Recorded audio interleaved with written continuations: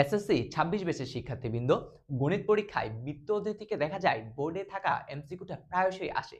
So এই এমসিকিউটা যদি আমাদের বোর্ড পরীক্ষায় আসে, ইভেন আমাদের যদি এসকিউ কোশ্চেন আসে, তাহলে কিভাবে অ্যাপ্রোচ করতে হবে? তাহলে চলো আজকের ভিডিওতে আমরা সেই জিনিসটা একটু করে দেখে নিই। দেখো, আমাদের প্রশ্নটা হচ্ছে দুইটা বৃত্ত দেওয়া আছে।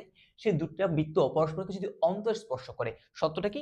অন্তঃস্পর্শ করলে তাদের কেন্দ্রদের মধ্যবর্তী দূরত্ব কেমন হবে সেটা বের করতে হবে। তুমি জ্যামিতি তখনই পারবা যদি তুমি সেই চিত্রগুলো কি করতে পারো, ফিল করতে পারো। ওকে, তাহলে দুইটা বৃত্ত অন্তঃস্পর্শ করছে মানে আগে যে চিত্রটা কেমন হবে সেটা একটু আমরা দেখে নিই। সাপোজ মনে করো এইটা হইতেছে আমাদের সেই বড় একটা বৃত্ত। ঠিক আছে, এটা কি আমাদের, এটা হচ্ছে আমাদের সেই বড় বৃত্তটা। ওকে, এই বড় বৃত্তটার ব্যাসার্ধ হচ্ছে কত আমাদের আর1 ধরে নিলাম মনে মনে। আচ্ছা, এইটা এই কেন্দ্র আর পরিধির উপর একটা বিন্দু যোগ করলে আমরা ব্যাসার্ধ পাই। আচ্ছা, দেন সাপোজ মনে করো আমরা আরেকটা বৃত্ত আঁকতেছি। সাপোজ মনে করো এটা হচ্ছে একটা বৃত্ত গেল। ওকে, এই বৃত্তটা আছে। দেন আমরা আরেকটা বৃত্ত আঁকবো। এই মনে করলাম হচ্ছে আমাদের এখানে হচ্ছে সেই আরেকটা বৃত্ত। তাহলে এই বৃত্তটার ব্যাসার্ধ কোনটা? মনে করলাম হচ্ছে আমাদের এটা। ওকে, সো এইবার যদি একটু করে খেয়াল করি, সাপোজ যে সবুজ বৃত্তটা আছে, সবুজ বৃত্তটার ব্যাসার্ধ এই হইতেছে আমাদের সেই সবুজ বৃত্তটার ব্যাসার্ধ, যেটা মানটা কত, যেটা মানটা হচ্ছে আমরা ধরে নিলাম হচ্ছে কত বলুন তো, আমাদের যে R2 আছে সেই R2। এবং আমাদের গোলাপি রঙের যে বৃত্তটা রয়েছে, এই গোলাপি রঙের যে বৃত্ত, এইটার ব্যাসার্ধ ধরে নিলাম হচ্ছে কত বলুন তো, এটার ব্যাসার্ধ ধরে নিলাম হচ্ছে আমাদের R2। তাহলে আমাদের বলছে কেন্দ্র দুইটার মধ্যবর্তী দূরত্ব। তাহলে কেন্দ্র কি এইখানে একটা দেখো, আর এটা হচ্ছে এখানে। তাহলে এই যে কেন্দ্র দুইটার মধ্যবর্তী দূরত্ব, অর্থাৎ তোমার এই যে পোর্শন, এই পোর্শনটুকুর মানে কি করতে বলছে ভাইয়া? বের করতে বলছে। তাহলে তুমি বলো পুরাটা হচ্ছে R1। তাহলে এই R1 থেকে তুমি যদি R2 অর্থাৎ ছোট বৃত্তের ব্যাসার্ধটা যদি বাদ দাও, তাহলে তোমার মানটা চলে আসবে না? তাহলে দুইটা বৃত্ত যদি পরস্পরকে কি করে?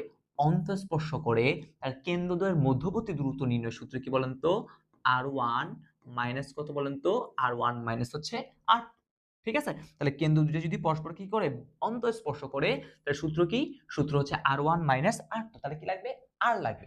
এইবার এইখানে প্রশ্ন হচ্ছে মেইন ঝামেলাটা, সেটা হচ্ছে এখানে দেখবা ম্যাক্সিমাম টাইম ব্যাস দেওয়া থাকে।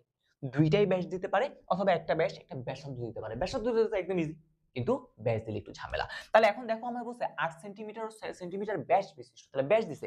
তাহলে এটা কার মান? ব্যাস। তার মানে এটা হচ্ছে আমাদের সেই D1। আর এটা কি? এটা হচ্ছে আমাদের সেই কি বলেন তো? D2।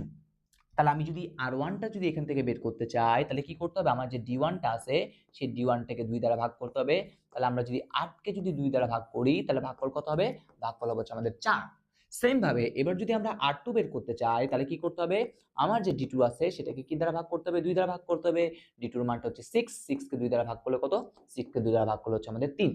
তাহলে দেখো আমরা R1 R2 কিন্তু পেয়ে গেছি। সবার আগে কাজ R1 R2 কি করতে হবে? বের করতে হবে। তাহলে এবার বলছে কেন্দ্রদ্বয়ের মধ্যবর্তী দূরত্ব, সূত্র কত?